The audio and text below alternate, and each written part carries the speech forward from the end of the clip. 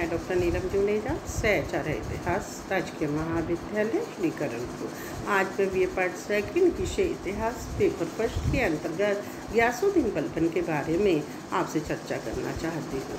गियासुद्दीन बलबन इल्तुतमिश और रजिया सुल्ताना की तरह गुलाम वंश के एक सर्वश्रेष्ठ शासक थे, जिन्होंने 1266 से लेकर 1287 तक उन्होंने गुलाम वंश के शासक के रूप में कार्य किया और इस समय के अंतर्गत उन्होंने एक विजेता और एक प्रशासक की तरह अपनी अद्भुत प्रतिभा का परिचय देते हुए उन्होंने अनेकों उपलब्धियां जो थी अर्जित की। हमें बलबन के कार्यों को जानने से पहले उनके जीवन के बारे में जानना जरूरी है। इतिहास में ये पता चलता है कि बलबन जो थे ये इलबारी कबीले के तुर्क थे और इनके बचपन का नाम बहाउद्दीन था और ये भी पता चलता है कि इनके पिता जो थे वो 10,000 परिवारों के खान थे।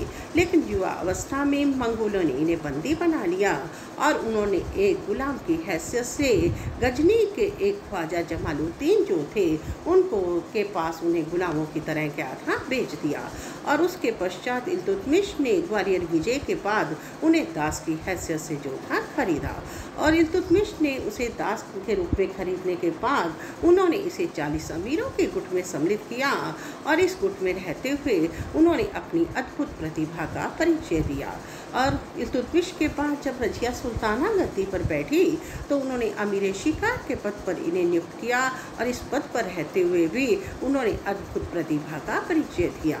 और रजिया के बाद उनका भाई बहराम शाह ने उसे अमीर अकबर के पद पर और उनके भाई मसूद शाह ने उन्हें अमीर हाजिब के पद पर और तत्पश्चात जब नसीरुद्दीन गद्दी पर बैठे तो उन्होंने इसे अपने प्रधानमंत्री नियुक्त करते हुए नायब के पद पर जो था नियुक्त किया और 20 वर्ष तक ये प्रधानमंत्री के पद पर रहे और उन्होंने वास्तविक सत्ता का उपभोग भी किया और उन्होंने महत्वपूर्ण उपलब्धियों को अर्जित करते हुए उन्होंने प्रशासन के अंतर्गत अपनी अमिट छाप जो थी इसको जो था राज्य में कायम कर लिया। 1266 में जब सुल्तान नसीरुद्दीन का देहांत हुआ, उनके देहांत के बाद बलबन जो थे वो गियासुद्दीन के नाम से दिल्ली के शासक बने और 21 वर्ष तक वो प्रशासक के रूप में कार्य करते रहे।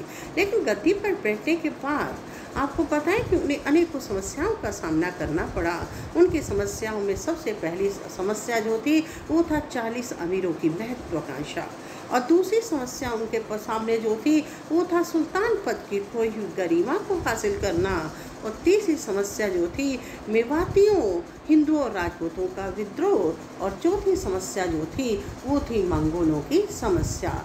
अर्थात ये कह सकते हैं कि उन्हें अनेकों समस्याओं का सामना करना पड़ा, लेकिन उन्होंने बड़े धैर्य, बड़े विवेक और बड़ी बुद्धिमत्ता और इसके साथ साथ बड़ी वीरता से इन कठिनाइयों का दमन किया। इसमें सबसे पहला कार्य किया 40 अमीरों के गुट का दमन। देखिए, इल्तुतमिश की ने बलबन को अपना दास बनाया। वो 40 अमीरों के गुट में सम्मिलित हुए। वो 40 अमीरों के गुट में रहते हुए उन्होंने अनेकों तरह के कार्य किए, इसलिए वो 40 अमीरों के गुट की हर कार्यवाही से जो थे अवगत थे और इसलिए गद्दी पर बैठने के बाद उन्होंने 40 अमीरों का जो गुट था उसका दमन करने के लिए सैनिक नीति का सहारा लिया और 40 अमीरों के ऊपर आक्रमण किए, उन्हें बंदी बनाया, उन्हें कठोर सजाएं दी और कईयों को मौत की घाट उतार दिया और कुछ अमीरों ने डर के मारे उनकी अधीनता जो थी मान ली। अर्थात उन्होंने इल्तुतमिश की तरह 40 अमीरों के गुट को कायम रखने की बजाय उन्होंने उस गुट का अंत जो था कर दिया। दूसरा कार्य जो उन्होंने किया वो था विद्रोहों का दमन। देखिए, इतिहास से ये पता लगता है कि जब बलबन गद्दी पर बैठे तो उनके सामने कई समस्याएं थी। उसके अंतर्गत एक तो मेवातियों का विद्रोह जो था एक बड़ी प्रबल समस्या थी। इतिहास में ये पता लगता है कि मेवाती जाति जो थी ये लूटमार की प्रवृत्ति की जाति थी और दिल्ली के निकट उन्होंने आक्रमण करने शुरू कर दिए थे और जिस कारण लोगों के मन में उनके प्रति एक डर की भावना जो थी विद्यमान थी और बलबन ने मेवातियों का दमन करने के लिए उसने सैनिक नीति का सहारा लेते हुए मेवातियों पर आक्रमण किया, उन्हें बंदी बनाया और उनके गांव और नगर जो थे उन्हें जला दिए और वो मार्ग जिस जंगलों में वो छुप जाते थे उनका सफाया करवा दिया। अर्थात उनके समय में मेवातियों ने फिर से उठाने का साहस जो था नहीं किया। और विद्रोहों के दमन में एक कार्य जो है वो दोआब के विद्रोह का दमन भी माना जाता है। इतिहास से ये पता लगता है कि दोआब एक संपन्न देश था। यहाँ के जो हिंदू निवासी थे वो विद्रोह किया करते थे और ऐसी स्थिति ने बलबन ने उसने दोआब के ऊपर भी आक्रमण किया। वहाँ के विद्रोहियों को उसने युद्ध में परास्त किया, उन्हें बंदी बना लिया और उनके साथ भी वही कठोरता का व्यवहार किया जो मेवातियों के साथ किया गया था। और इसके साथ साथ उनकी बस्तियां और नगर चला दिए गए और उनके जो मार्ग थे उनको निष्कंटक बनाने के लिए जंगल इत्यादि जो थे उन्हें साफ करवा दिया गया और वहाँ पर सैनिक चौकियों की उसने स्थापना जो थी करवाई। और तीसरा जो महत्वपूर्ण कार्य बलबन का माना जाता है वो है बंगाल के विद्रोह का दमन करना। देखिए, इतिहास से ये पता लगता है कि जब बलबन दिल्ली के सुल्तान बने उस समय तुगरिल खां जो थे ये बंगाल के शासक थे। और ये भी पता चलता है कि तुगरिल खां भी एक दास थे, लेकिन जब बलबन सुल्तान बने तो उन्होंने स्वतंत्र रूप से राज्य करना शुरू कर दिया। और इसका पता जब बलबन को चला उसने गियासुद्दीन या उसने तुगरिल खां का अंत करने के लिए उसने पहले अमीन खां को यानी विद्रोह को दबाने के लिए भेजा, लेकिन वो इस प्रयास में असफल रहा। और उसके पश्चात उन्होंने अमीन खां के बाद कहते हैं कि उन्होंने अपने एक अन्य अधिकारी जो थे जिसका नाम तारगी था उसको विद्रोह दबाने के लिए भेजा, लेकिन वो भी असफल रहा। और बलबन ने उन दोनों को दंडित किया और उसके बाद स्वयं अपनी सेनाओं को लेकर दिल्ली से बाहर निकला। सुल्तान बनने के बाद इतिहासकार ये कहते हैं कि ये पहला अवसर था जब दिल्ली से बाहर बलबन ने एक सेना का संचालन करते हुए विद्रोह को दबाने का प्रयास था किया।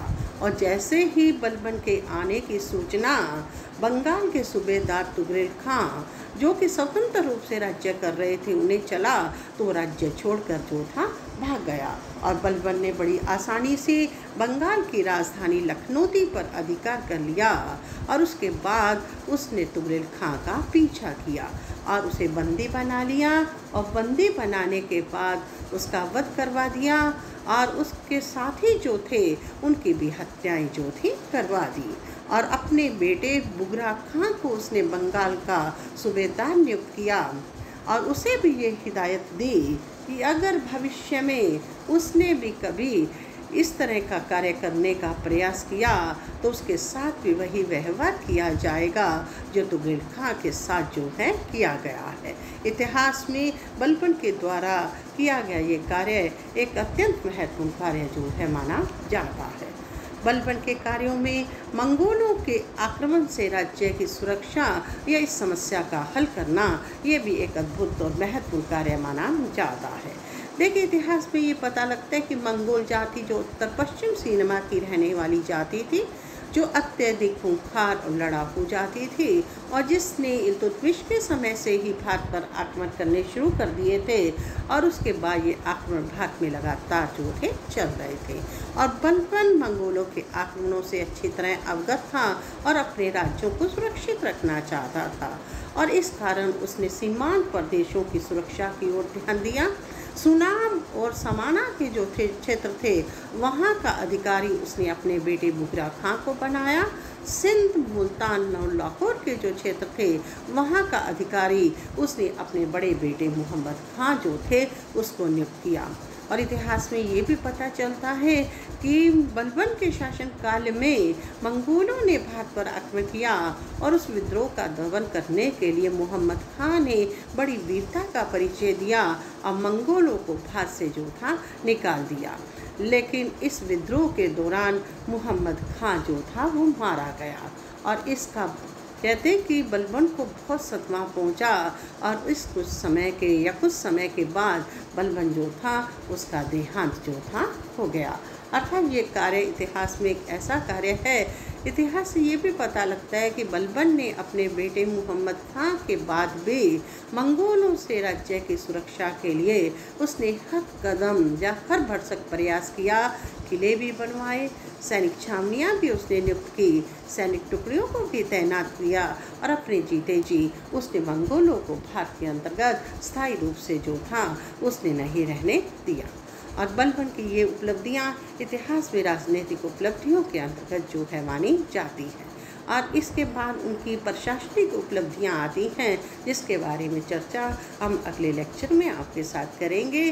धन्यवाद।